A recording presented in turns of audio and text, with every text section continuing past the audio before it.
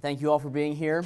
As Dr. Crawford mentioned, this is a compatibility issue. The title has changed slightly to more specifically detail the time period under investigation. But this is, I had a question, as Dr. Crawford said, I'm going to be presenting this in a couple of weeks. The organizer of the conference asked whether polities was the correct term. He thought it was policies. And so I thought I'd start by just clarifying what that means. A polity is just another term for a political entity. You know, any sort of group or any sort of collection of people, institution that is organized around some sort of central authority. And in this context and in the political science context in which a lot of this data is constructed, it most often refers to nation states. But the other reason I use this term is because one of the data sets that I use in this study is the Polity 4 data set, which I'll talk more about as we go forward. But the kind of central question, which we'll get into, this is a picture from the 2016 Road Cycling World Championships in Doha. Did anyone follow this event? Probably not, which is fine. But as you can kind of surmise, if you know anything about Qatar, they are holding this endurance event, elite endurance event, in the middle of the desert. And actually had to shorten the final leg of the men's race by about 60% because the temperatures were well over 100 degrees Fahrenheit when this event was held. There was also a pretty significant crash in the women's race due to heat stroke. And what's interesting about this event and about the fact that it's in this particular place is that Qatar is an absolute monarchy. It is a place where people don't necessarily have the same rights and freedoms that we in the West enjoy. And yet Qatar is a country that is making a big push to be a player on the world stage when it comes to hosting major sporting events.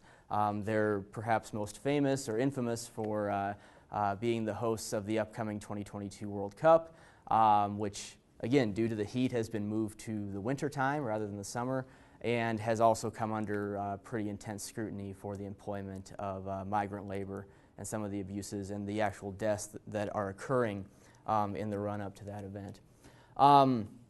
But the question of why, international sport and international sporting events might be held in a place like this that has so many issues with regard to sort of basic human rights, to say nothing of the environmental questions or the sort of practical feasibility of hosting the events.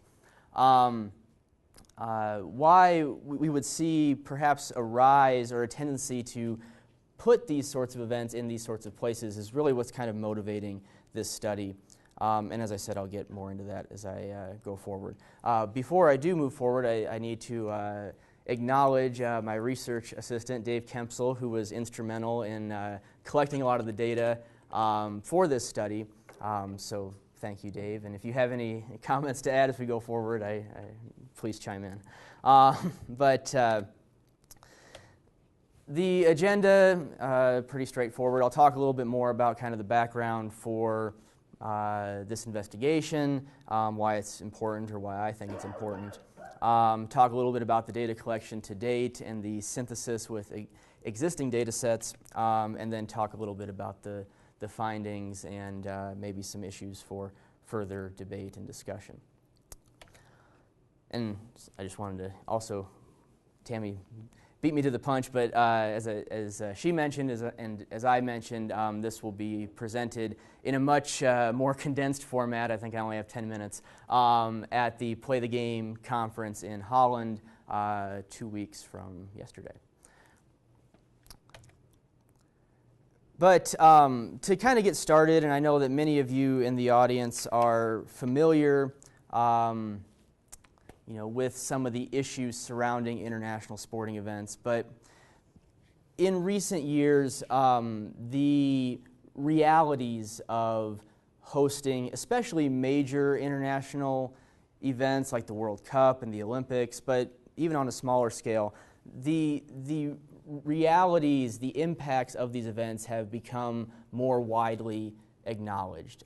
Economically, the narrative, the traditional narrative surrounding these events has been, well, this is going to create jobs, this is going to bring outside revenue from tourism and people coming to watch the event, it's going to stimulate infrastructure and so forth.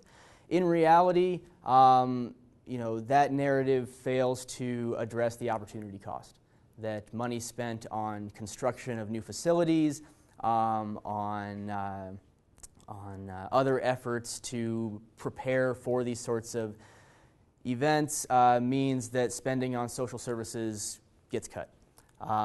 The jobs that are created, and there are usually temporary jobs that are created, are usually low paying and are usually filled by, in a lot of cases, migrant workers. And in most cases, the location, whether it's a city or a country or a combination of cities, usually takes on significant debt in order to finance the event, which then impacts the use of tax revenues in future years, because then that money goes to debt service rather than to other sorts of programs.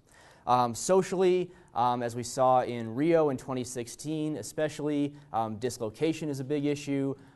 Usually poorer sections of cities or poorer areas are cleaned out in order to create ostensibly safer or more appealing spaces for people coming into the country. Logistically, there's usually lots of traffic problems that are caused by both construction and just the logistics of the event themselves. And there's also, the human rights issues that go into these sorts of events. The fact that sometimes, or at least in some cases, the press is more tightly regulated, criticism is tamped down upon. And this is a long-standing issue with regard to international sport, but is something that I think more people are becoming aware of in recent years. Environmentally, as we can see here, a lot of clearing of land, a lot of destruction of natural resources and natural habitats, pollution, and then following the events, facility disuse, that these stadiums stand empty, they become parking lots, or I think in reference perhaps to one of China's facilities that they built, the world's largest bird toilet, that these events really aren't sustainable in any meaningful sense. And even when there are positive impacts, even when there is money to be made, even when there are social benefits to be had, these are largely disproportionately distributed. That the people who tend to benefit the most from these events are construction companies, are politicians, are people who are already, for the most part, doing very well, and that the benefits to the middle and lower classes of society usually aren't felt quite so intensely. But the reason I bring up some of these issues is to sort of frame the problem that I'm concerned with, which is the apparent, and the study is sort of setting out to test whether that's apparent or actual, the apparent shift away from democratic societies as hosts of these events. What really kind of got me interested, or made me first start thinking about this question was back in 2015, the bid process for the 2022 Winter Olympics. Does anyone recall that at all? A little bit? Okay, maybe. But if you don't know the backstory, the 2022 Winter Olympics, there were, let me check my notes here, 5 or 6 cities that put forward sort of significant interest in bidding for the rights to host those games. 2 of those cities, Krakow and Stockholm, in Poland and Sweden, due to public opposition to bidding for these games, almost immediately withdrew their candidacy. A third city, Oslo, advanced to the candidate stage, but then withdrew after a public referendum. And so that left only 2 cities, Almaty, Kazakhstan, and Beijing, China. And Beijing ultimately won the bid. But what's interesting about that little that particular case is that if you look at the cities that dropped out versus the cities that stayed in, there's a pretty clear distinction in terms of their democratic makeup. That the cities that dropped out were all from Western Europe. The cities that stayed in are decidedly less democratic in terms of their sort of state politics. And so this, and I'm certainly not the only one to sort of notice this, got people wondering whether this was the sign of things to come. That as democratic societies, as people become more aware of the problems and the negative impacts of these events, become more publicly opposed to these, to having these events in their homes, in their home cities, that the candidates who are going to be left bidding on these events are the societies, are the cities, are the countries where public opposition can be more readily silenced. And this was also the case really in the run-up to 2024. This is a picture of protests at the first public meeting about the failed Boston bid to host the 2024 Summer Olympics. Hamburg, Germany, and a few others, Rome, Budapest, Hungary, also withdrew in the face of stiff public opposition. And this is largely, I think, what explains the push by the IOC to assign both the 2024 and 2028 host cities just earlier this year, was the perhaps concern that if they decided between Paris or LA for 2024, that there would not be a lot of bids forthcoming for 2028, at least not from cities that would be welcoming homes to the values of international sport. So all of this to say that this concern about the growing public opposition to hosting major international sporting events, the rise of countries like Qatar, of China especially, as hosts of these events, has sort of given rise to this question of whether we're actually seeing a shift, whether there is an actual shift occurring in terms of moving away from democratic societies into less democratic ones as host cities for international sporting events. So that was kind of the near-term purpose of this project, is to really sort of try to answer that question, at least in a preliminary way, to see whether we can observe any trends away from democratic hosts in favor of non-democratic hosts. The more sort of longer-term or bigger picture purpose here is to actually construct a centralized data set that has all of this information about host cities in one place, because to the best of my knowledge that doesn't exist up until just recently. So with that in mind, I want to talk a little bit here about the results of the data collection efforts and some of the preliminary information that's come out of those efforts.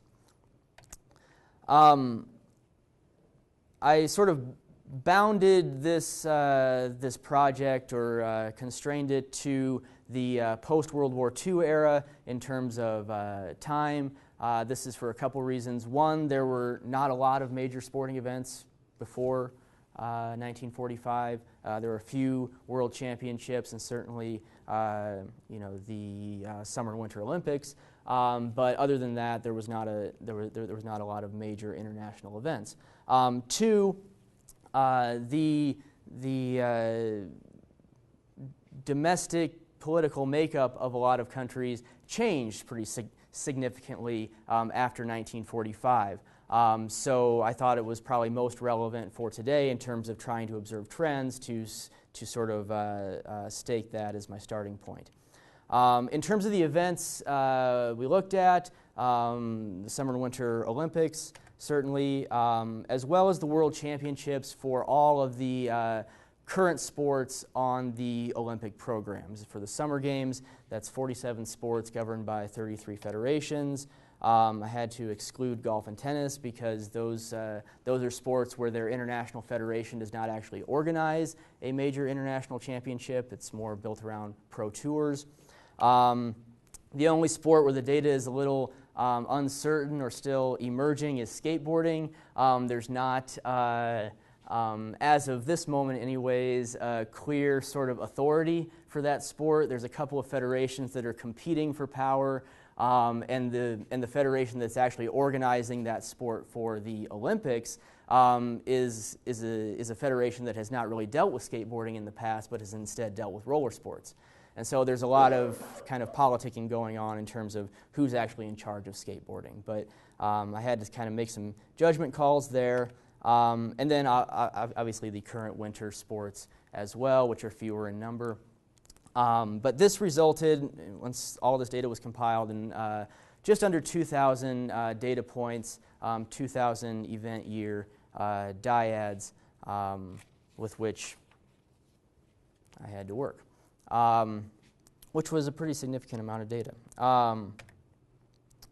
The next step in this process of trying to get a handle on domestic political makeup and domestic regime type was to integrate the data that Dave and I put together with what's called the Polity 4 data set, and specifically with the Polity scores from that data set. And don't worry, I'll explain what that all means. The Polity 4 data is part of what's called the Polity Project, which is housed under the Center for Systemic Peace. But it's basically an effort led by a person named Monty Marshall to compile and code the regime characteristics of countries over time. So for every year that a country exists, the people that compile this data go in and assign values to different variables that are at least theorized to speak to the political makeup of that particular state. And the three sets of variables that sort of drive the designation of a polity score is the recruitment of chief executives, which is sort of how leaders get put into power. The independence of authority, so how freely or how constrained political leaders are to act. And then the openness and the orderliness of the political process, how or whether people can express their political preferences or not. But the polity score, which is what I was using in this project, is an aggregation of these different variables to give sort of a single measure of regime type. And this polity score is scaled from -10 to 10, where 7 to 10 is a full democracy, 1 to 6 is a partial democracy, and -10 to 0 is an autocracy. I had to exclude 4 events because the polity data only includes countries with 500,000 population or greater, so this meant excluding the 1950 Fencing World Championships, the 1995 Handball World Championships, 2010 Boxing Championships, and the 2015 Mountain Biking Championships. But aside from those 4 events, everything else could be assigned a polity score, so didn't have to throw out too much data in putting this together. But with that in mind, I want to shift now to kind of the preliminary findings. Not a lot of in-depth analysis as of yet, but I think there are some things that are at least observable even in this initial cut that are useful and interesting. First off, this is probably no surprise to anyone, but the most frequent hosts broken out by UN region, Western Europe, and others, where others is the USA, Canada, Australia, and New Zealand, were the overwhelming number of hosts, followed by Eastern Europe, East Asia, Latin America, and Africa. The most frequent hosts are overwhelmingly stable democracies, U.S. comes out on top in terms of the most frequent hosts, but if you count Germany and West Germany together, then they move to the top of the list. Obviously, this is probably not too surprising to many people, but I think it, especially if you look at these numbers over here, really striking in terms of just how Eurocentric international sport actually is. Even if you go down to the third region, the Asia-Pacific region, most of those 188 observations are China, Japan, and South Korea. And then once you get even lower, obviously it gets even more diffuse. But the fact that Western Europe and the U.S. have almost 7 times as much as the next region really, I think, speak to how Eurocentric international sport has been and really still is in a lot of ways. The most frequent autocratic hosts, or at least the nations that are consistently autocratic or coded as autocratic in the data, were China and the Soviet Union. But well down the list, after Japan, this is the top 10 here, there's more Western European nations and Scandinavian countries before you start getting into some of the others. But the first kind of cut that we did here in terms of trying to visualize some of these trends, what we have here is 3 kind of sets of data. The red line is the average event polity over time. So for each year, what the average polity score of the host nations in that year was. The blue line is the world average polity. So what the average polity score for all states in the data set during that particular year. And then the light-colored bars are the number of international sporting events by year. So as you can see, I think that, perhaps an encouraging sign, I don't know, is that the average polity of international event hosts consistently outpaces the average polity score for the world at large. More concerningly, or more interestingly perhaps, is the downward trend, especially starting in about the early 2000s, which is about here if you can't see it, even as the world at large becomes more and more democratic. Now, obviously, this data is bounded. It's scalar, so 10 is the highest you can go in terms of polity score. So I think there's kind of 2 competing interpretations here. One being that yes, it appears that international sporting events may be becoming slightly less democratic on the whole, or on average. The other interpretation is that especially the narrowing of this gap speaks more to the spread of democracy worldwide, especially after the end of the Cold War, as opposed to any significant change within international sport. So with that, this is a very messy but I think interesting graph, which I'll explain here in more detail. So with that sort of first cut in mind, I moved next to trying to visualize, in terms of those 3 categories that I talked about earlier, full democracies, partial democracies, and autocracies, to kind of break down the composition of both international sporting events and the world at large over time. And so there is a method to this. The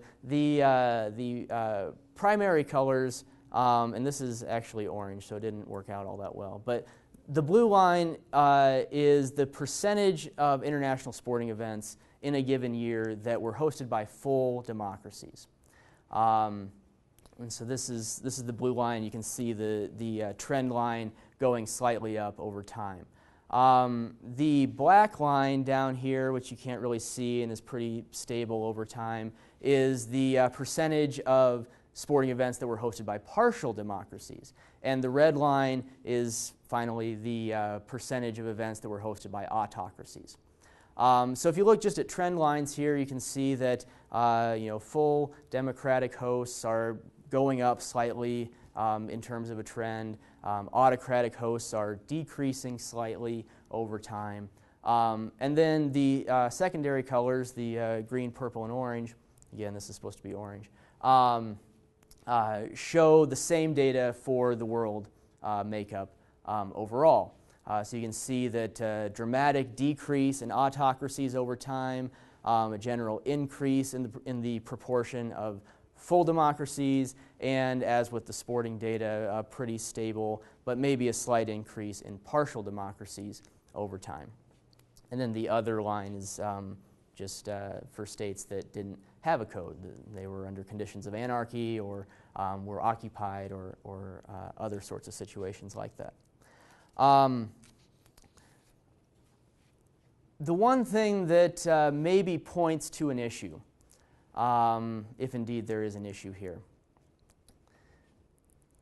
Again, looking at right around the year 2000, and I think there's an interesting explanation for why this is or why this sort of trend persists, as we saw in the previous graph as well as in this one. We start to see the proportion of full democracies dipping below that trend line. Again, maybe this is an indication that we are starting to see a shift away from democratic states in terms of event hosts. But I'll come back to that in a second. A little better visualization of just the event host regime types over time, I think, is captured here, where the blue bars are the full democracies, red is the autocracies, and black is the partial democracies. And again, I think you look earlier in the 20th century, especially at a time when the country had a lot more autocratic regimes. Obviously, the distribution is far different than it is today. But even recently, I mean, if you look, especially in the late 90s, mid-90s, there are years where there are no autocracies and no partial democracies hosting it at all, or in some cases, just very few. But again, early 2000s and onward, we start to see those black and red bars becoming a little bit more substantial. And again, I haven't gotten to the point of digging into this in any more, with any more sort of rigor, but I do think that the early indications support the idea that there's something here. So I think in terms of general conclusions, or at least tentative conclusions we can draw as of right now, obviously, if we go back here, international sport is still overwhelmingly hosted, is located in democratic states. I don't think there's any question that that's still the case, and will probably remain the case for the near term at least. But I think it's also interesting, and I went back and started looking at this after seeing some of these visualizations. Since 1997, in the last 20 years, 7 autocratic states have hosted their first international sporting event, and 5 have already hosted multiple events, and you can see those here. And I think that's interesting that we have so many states becoming first-time hosts, even as the number, at least theoretically, of available democratic hosts increases. And I think also, and I think this explains a lot of the change in the graph over time, especially since 2001, is that China has emerged as a major player in terms of hosting sporting events, and they are obviously an autocratic regime. Before 2001, they hosted 9 events in the preceding 56 years. Since 2001, in the previous 16 years, they've hosted, on average, nearly 2 per year. And so I think that explains a lot of the changes in the data, but certainly not all of them, since the early 2000s.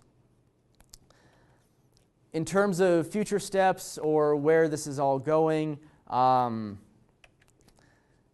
like to begin including more events beyond just international championships, looking at continental events, sports that are you know, maybe less major or less prevalent, going to the pre-World War II data, and expanding in different directions, both chronologically as well as in terms of the types of information that's included here. As I've kind of been mentioning, you know, the next step, especially in terms of publishing this in an academic outlet, is developing more rigorous analyses of these changes over time and trying to build in more explanatory variables that are already included in that polity data set. And then also, I think, from a more kind of general standpoint, I'm trying to explore ways to make this data publicly available. Again, this is not something that is out there in any one central location that you can just go and get. You have to sort of piece it together from different sources. So trying to make this of use to other people, I think, is also a priority.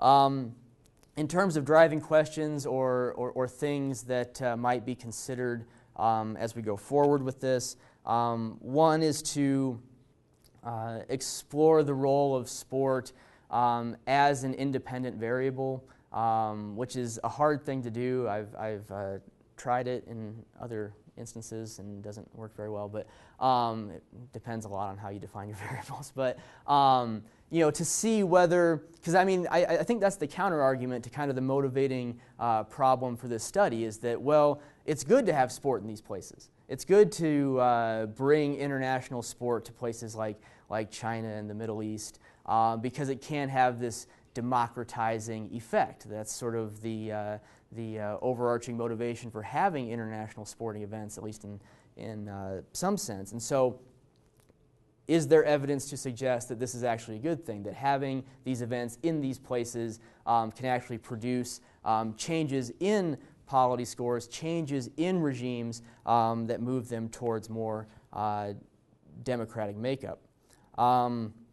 You know, explaining, you know, looking at sport, or at least as hosting frequency, as a dependent variable, and seeing whether, sort of going back to the initial question, whether regime type is a meaningful factor in making these decisions. Dr. Leachin, who I was talking to about this earlier this week, also suggested looking at not just the actual hosts, but the cities that are bidding on these events, and seeing whether the pool of candidates is also changing towards a less democratic group. And then finally, trying to measure in some ways whether there are lasting impacts of these events in terms of politics and society. Not just looking at changes in polity score, but whether there are changes in terms of human rights abuses, in terms of freedom of the press, in terms of investment in you know, elite sport versus sport for all, things of that nature. So lots of different directions to take this, but again, we're still at a very early stage at this point. And I think this is also an opportunity to connect this with other existing, especially political science, data sets, because there are many out there, not just the polity data set. So thank you for listening, and I'll take any, I'm not sure what time we have here, 4:35, so yeah, have some time for questions.